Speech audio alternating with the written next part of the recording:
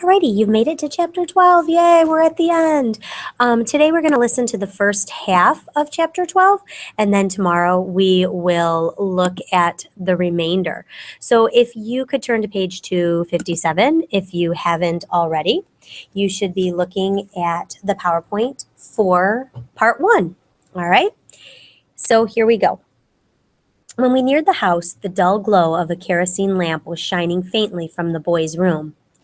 "You suppose they already know?" Christopher John asked breathlessly as we ran up the lawn. "Don't know about that," I said, "but they know we ain't where we're supposed to be." We ran noisily up onto the porch and flung open the unlatched door. Mama and Big Ma, standing with Mr. Morrison near the foot of the bed, turned as we entered, and Big Ma cried, "Lord, there they is!" "Where have you been?" Mama demanded, her face strangely stricken. "What do you mean running around out there this time of night?" Before we could answer either question, Papa appeared in the doorway, dressed, his wide leather strap in hand. "Papa," I began. "Where's Stacy?"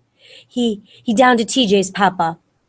"That boy's gotten mighty grown," Papa said, clearly angry.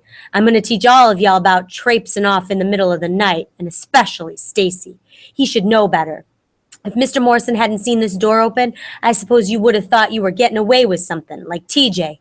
Well, y'all gonna learn right here and now that you ain't gonna be no TJs in this house." "But Papa, they hurt Claude," Christopher John cried, tears streaming down his cheeks for his injured friend. "And TJ too," echoed little man, trembling. "What?" Papa asked, his eyes narrowing. "What y'all talking about?" "Papa, they hurt him real bad, and I could not finish. Papa came to me and took my face in his hands. "What is it, Cassie girl? Tell me." Everything. I poured out everything. About TJ's breaking into the mercantile with the Simses, about his coming in the night fleeing the Sims, about the coming of the men and what they had done to the Averys, about Mr. Jameson and the threat of the men to come to the house to get him and Mr. Morrison. "And Stacy still down there?" Papa asked when I had finished. "Yes, sir, but he hid in the forest. They don't know he's there." Papa spun around suddenly. "Gotta get him out of there," he said, moving quicker than I thought possible with his bad leg. Mama followed him into their room, and the boys and I followed her.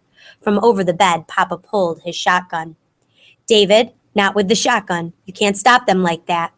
"Got no other way," he said, stuffing a box of shells into his shirt pocket.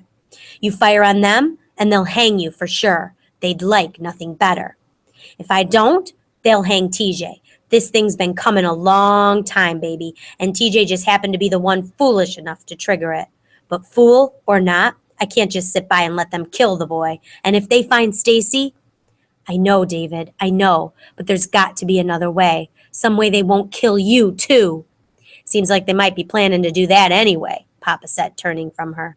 "They come here, no telling what'll happen, and I'll use every bullet I got 'fore I let them hurt anybody in this house." Mama grabbed his arm. "Get Harlan Granger to stop it. If he says so, they'll go on home." Papa shook his head. "Them cars had to come right past his house to get to the Averys, and if he'd intended to stop them, he'd have stopped them without me telling him so." "Then," said Mama, "force him to stop it." "How?" asked Papa dryly. "Hold a gun to his head?" He left her then, going back into the boys' room. "You coming, Mr. Morrison?" Mr. Morrison nodded and followed Papa onto the porch, rifle in his hand. Like a cat, Mama sprang after them and grabbed Papa again. "David, don't use the gun." Papa stared out as a bolt of lightning splintered the night into the dazzling brilliance. The wind was blowing softly, gently, toward the east. "Perhaps," he started. Then was quiet. "David?" Papa touched Mama's face tenderly with the tips of his fingers and said, "I'll do what I have to do, Mary, and so will you." Then he turned from her and with Mr. Morrison disappeared into the night. Make sure you pause and answer question number 1. Mama pushed us back into her room, where Big Ma fell upon her knees and prayed a powerful prayer. Afterward, both Mama and Big Ma changed their clothes. Then we sat very quiet as the heat crept sticky and wet through our clothing, and the thunder banged menacingly overhead. Mama, her knuckles tight against her skin as she gripped the arms of her chair, looked down upon Christopher John, Little Man, and me, our eyes wide awake with fear. "I don't suppose it would do any good to put you to bed," she said quietly. We looked up at her. She did not mean to have an answer. We gave none, and nothing else was said as the night minutes crept past and the waiting pressed as heavily upon us as the heat. Then Mama stiffened. She sniffed the air and got up. "What is it, child?" Big Ma asked. "You smell smoke?" Mama said, going to the front door and opening it. Little Man, Christopher John, and I followed, peeping around her in the doorway. From deep in the field where the land sloped upward toward the Granger forest, a fire billowed, carried eastward by the wind. "Mama, the cotton!" I cried. "It's on fire!" "Oh, good Lord!" Big Ma exclaimed, hurrying to join us. "That lightning done that!" "If it reaches those trees, it'll burn everything from here to Strawberry," Mama said. She turned quickly and ran across the room to the side door. "Stay here," she ordered, opening the door and fleeing across the yard to the barn. "Mama, you'd better get some water," she yelled over her shoulder. Big Ma hurried into the kitchen with Christopher John, Little Man, and me at her heels. "What we gonna do, Big Ma?" I asked. Big Ma stepped onto the back porch and brought in the wash tub and began filling it with water. "We gotta fight that fire and try to stop it before it reached them trees. Stand back now, out of the way, so y'all don't get wet." In a few minutes, Mama returned, her arms loaded with sacks of burlap. She quickly threw the sacks into the water and ran out again. When she returned, she carried 2 shovels and several more sacks. "Mama, what you gonna do with all that?" asked Little Man. "It's for fighting the fire," she replied hastily. "Oh," said Little Man, grabbing for one of the shovels as I started to take the other. "No," Mama said, "you're going to stay here." Big Ma straightened from where she was bent, dunking the sacks into the water. "Mary, child, you don't think it'd be better to take them with us?" Mama studied us closely a bit and bit her lower lip. She was silent for a few moments, then shook her head. "Can't anyone get to that house from the Grangers without our seeing them? I'd rather they stay here than risk them near the fire." Then she charged each of us, a strange glint in her eyes. "Cassie, Christopher John, Clayton Chester, hear me good. I don't want you near that fire. You set 1 foot from this house and I'm going to skin you alive. Do you hear me now?" We nodded solemnly. "Yes, ma'am, Mama. And stay inside. That lightning's dangerous." "But, Mama," cried Christopher John, "you all going out there in that lightning?" "It can't be helped, baby," she said. "The fire's got to be stopped." Then she and Big Ma laid the shovels across the top of the tub, and each took a handle of it. As they stepped out the back door, Mama looked back at us, her eyes uncertain, as if she did not want to leave us. "Y'all be sure to mind now," ordered Big Ma gruffly, and the 2 of them, carrying the heavy tub, crossed the yard toward the garden. From the garden, they would cut through the south pasture and up to where the cotton blazed. We watched until they were swallowed by the blackness that lay between the house and the fire, then dashed back to the front porch where the view was clearer. There we gazed, transfixed, as the flames gobbled the cotton and crept dangerously near the forest edge. You can pause and answer question 2 at this point. "That fire, Cassie," said Christopher John. "It gonna burn us up?" "No, it's going the other way, toward the forest." "Then it's going to burn up the trees," said Christopher John sadly. Little Man tugged at my arm. "Papa and Stacy and Mr. Morrison, Cassie, they in them trees." Then Iron-Willed Little Man began to cry, and Christopher John too, and the 3 of us huddled together, all alone. "Hey, y'all." "All right." I gazed out into the night, seeing nothing but the gray smoke and the red rim of the fire in the east. "Who's that?" "It's me," said Jeremy Sims, running up the lawn. "Jeremy, what are you doing out this time of night?" I questioned, taken aback to see him. "It ain't night no more, Cassie. It's near dawn." "But what are you doing here?" repeated Little Man with a sniffle. "I was sleeping up in my trees, like I always do." "On a night like this?" I exclaimed. "Boy, you are crazy." Jeremy looked rather shamefaced and shrugged. "Well, anyway, I was, and I smelled smoke. I knew it was coming from this-a-way, and I was afraid it was at your all's place, so I run in and told my pa, and him and me, we come on up here over an hour ago." "You mean you been out there fighting that fire?" Jeremy nodded. "My pa and R.W. and Melvin, too." "R.W. and Melvin?" Little Man, Christopher John, and I exclaimed together. But they was, I poked Christopher John into silence. Yeah, they got there for us, and there's a whole lot of men from the town out there, too. He looked puzzled. I wonder what they was all doing out here. How bad is it? I asked, ignoring his wonderings. It get much of the cotton? Jeremy nodded absently. Funny thing, that fire come up from that lightning and struck one of them wooden fence posts, I reckon, and sparked that cotton. Must have burned a good quarter of it. Y'all lucky it ain't headed this way. But the trees, said Christopher John. It gonna get the trees, ain't it? Jeremy looked out across the field, shielding his eyes against the brilliance of the fire. They tryin' like everything to stop it. Your papa and Mr. Granger, they got... Papa? You see Papa? He all right? Cried Christopher John breathlessly. Jeremy nodded, looking down at him strangely. Yeah, he's fine. And Stacy, you see him? Inquired Little Man. Again, Jeremy nodded. Yeah, he out there too. Little Man, Christopher John, and I glanced at each other, relieved just a bit. And Jeremy went on, though eyeing us somewhat suspiciously. Your papa and Mr. Granger, they got them men digging a deep trench across that slope, and they say they gonna burn that pasture grass from the trench back to the cotton. You think that'll stop it? I asked. Jeremy stared blankly at the fire and shook his head. Don't know, he said finally. Sure hope so, though. There was a violent clap of thunder, and lightning flooded the field. One thing sure would help, though, is if that old rain would only come on down.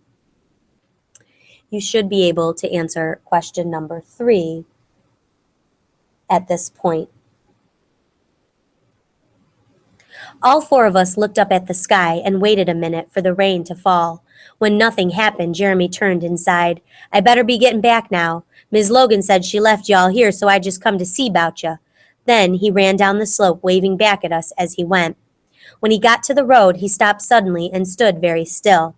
Then he put out his hands and hesitated a moment and spun around wildly as if he were mad. It's raining, y'all, he cried. That old rain's a-comin' down. Little Man, Christopher, and I jumped from the porch and ran barefooted onto the lawn, feeling the rain fine and cool upon our faces, and we laughed, whooping joyously into the thundering night, forgetting, for the moment, that we still did not know what happened to TJ. You can now answer question number 4.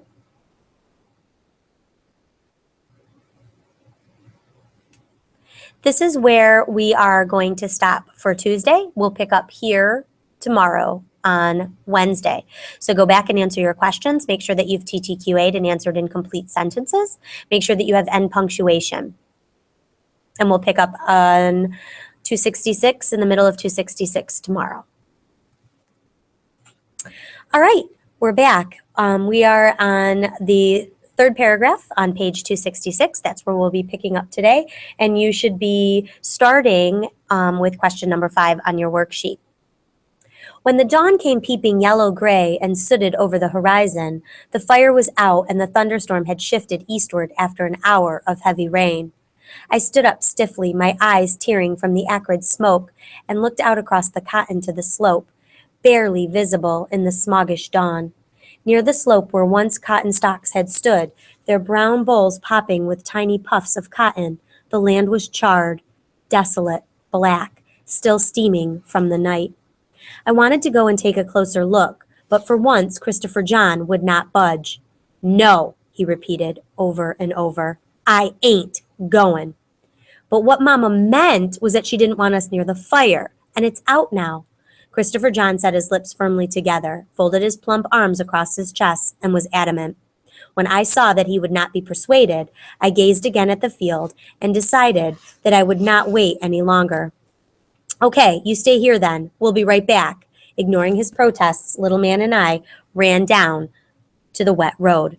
He really ain't coming? Said Little Man, amazed, looking back over his shoulder. Guess not, I said, searching for signs of the fire in the cotton. Farther up the road, the stalks were singed, and the fine gray ash of the fire lay thick upon them, and the road and the forest trees. When we reached the burnt-out section of the field, we surveyed the destruction. As far as we could see, the fire line had extended midway up the slope, but had been stopped at the trench. The old oak was untouched. Moving across the field, slowly, mechanically, as if sleepwalking, was a flood of men and women dumping shovels of dirt on fire patches which refused to die. They wore wide handkerchiefs over their faces and many wore hats, making it difficult to identify who was who. But it was obvious that the ranks of the firefighters had swelled from the 24 townsmen to include nearby farmers. I recognized Mr. Lanier by his floppy blue hat working side by side with Mr. Sims, each oblivious of the other, and Papa near the slope waving orders to two other townsmen. Mr. Granger, hammering down smoldering stalks with the flat of his shovel, was near the south pasture, where Mr. Morrison and Mama were swatting the burning ground. You can answer question number 5 at this point. Nearer the fence, a stocky man, masked like the others, searched the field in robot fashion for hidden fire under the charred skeletons of broken stalks.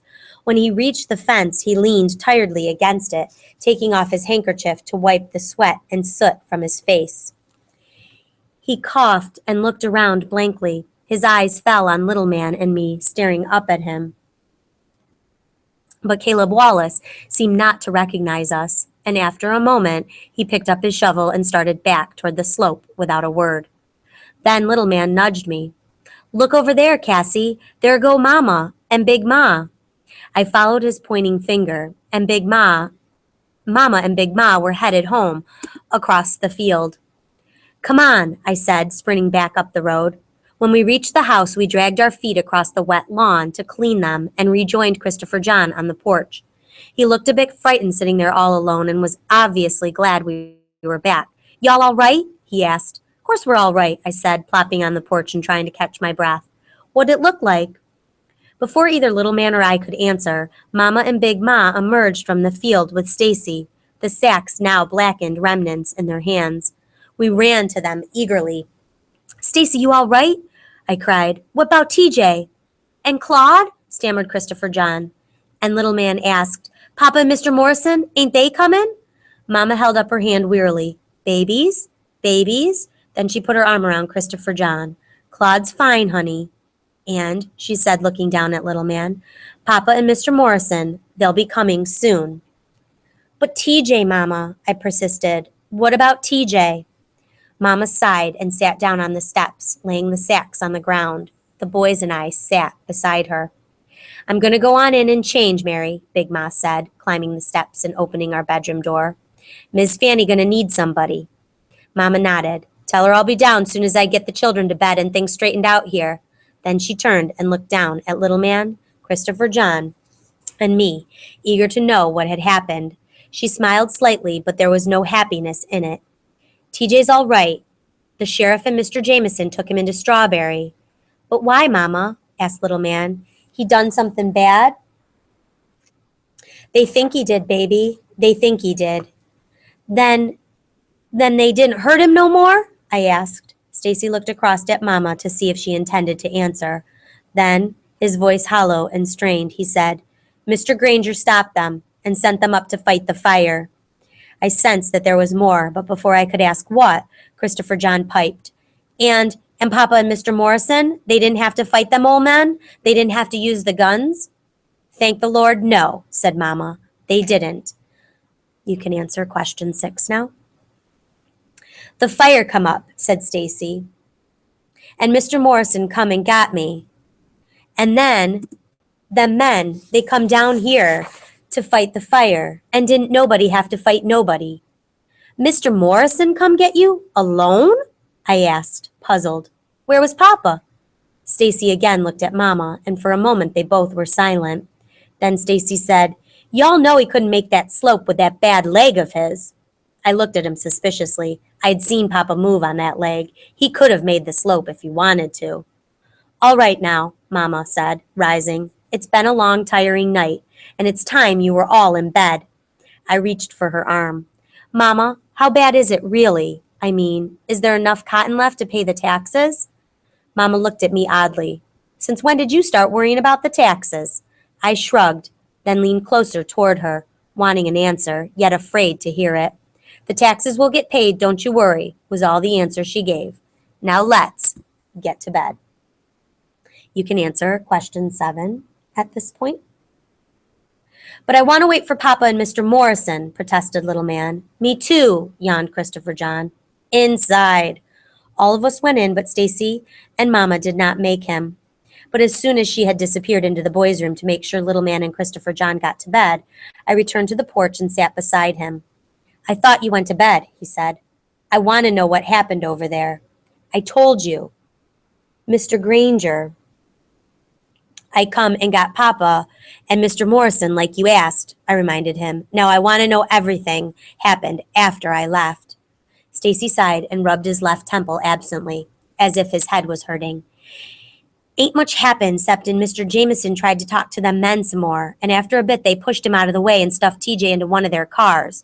But Mr. Jameson, he jumped into his car and lit out ahead of them and drove up to Mr. Granger's and swung his car smack across the road so couldn't nobody get past him. Then he starts laying on his horn. You go over there?"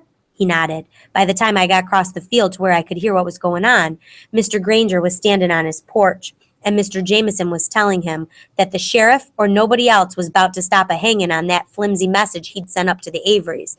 But Mr. Granger, he just stood there on the porch looking sleepy and bored. And finally he told the sheriff, "Hank, you take care of this. That's what folks elected you for." Then Caleb Wallace, he leaps out of his car and tries to grab Mr. Jameson's keys. But Mr. Jameson threw them keys right into Mr. Granger's flower bed, and couldn't nobody find them. So Melwin and R.W. come up and pushed Mr. Jameson's car off the road. Then them cars was about to take off again when Mr. Granger comes running off the porch, hollering like he's lost his mind. "There's smoke coming from my forest yonder," he yells. "Dry as that timber is, a fire would catch hold, won't stop burning for a week.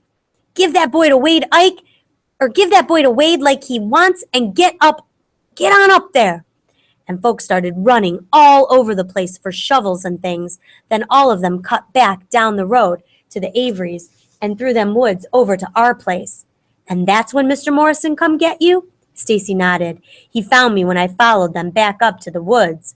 I sat very still, listening to the soft sounds of the early morning, my eyes on the field. There was something which I still didn't understand. Stacy nodded toward the road. "Here come Papa and Mr. Morrison." They were walking with slow, exhausted steps toward the drive. The two of us ran down the lawn, but before we reached the road, a car approached and stopped directly behind them. Mr. Jameson was driving. Stacy and I stood curiously on the lawn, far enough away not to be noticed, but close enough to hear. "David, I thought you should know," said Mr. Jameson. "I just come from Strawberry to see the Averys." "How bad is it?" Mr. Jameson stared straight out at the road. "Jim Lee Barnett? He died 4 o'clock this morning." Papa hit the roof of the car hard with a clenched fist and turned toward the field, his head bowed. For a long, long minute, none of the men spoke. Then Mr. Morrison said softly, "The boy? How is he?" You can go ahead and you can answer question 8 at this point.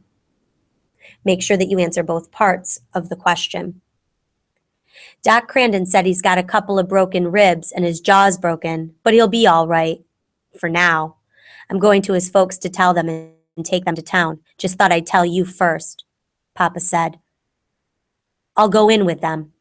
Mr. Jameson pulled off his hat and ran his fingers through his hair, damp against his forehead. Then squinting, he looked over his shoulder at the field. "Folks thinking," he said slowly, as if he did not want to say what he was about to say. "Folks thinking that lightning struck that fence of yours and started the fire." He pulled at his ear. "It's better, I think, that you stay clear of this whole thing now, David, and don't give anybody cause to think about you at all, except that you got what was coming to you by losing a quarter of your cotton." There was a cautious silence as he gazed up at Papa and Mr. Morrison, their faces set in grim, tired lines. Or somebody might just get to wondering about that fire. "Stacy," I whispered, "what's he talking about?" "Hush, Cassie," Stacy said, his eyes intent on the men. "But I want to know."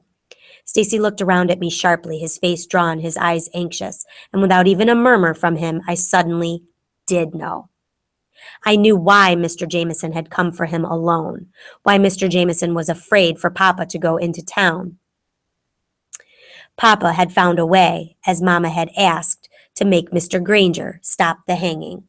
Papa had started the fire. You can answer question number 9 at this point. And it came to me that this was one of those known and unknown things, something never to be spoken, not even to each other. I glanced at Stacy and he saw in my eyes that I knew and understand the meaning of what I knew. And he said simply, Mr. Jameson's going now. Mr. Jameson turned around in the driveway and headed back toward the Averys. Papa and Mr. Morrison watched him leave. Then Mr. Morrison walked silently up the drive to do the morning chores, and Papa, noticing us for the first time, stared down at us, his eyes bloodshot and unsmiling. I thought y'all would have been in bed by now, he said. Papa, Stacy whispered hoarsely, what's going to happen to TJ now?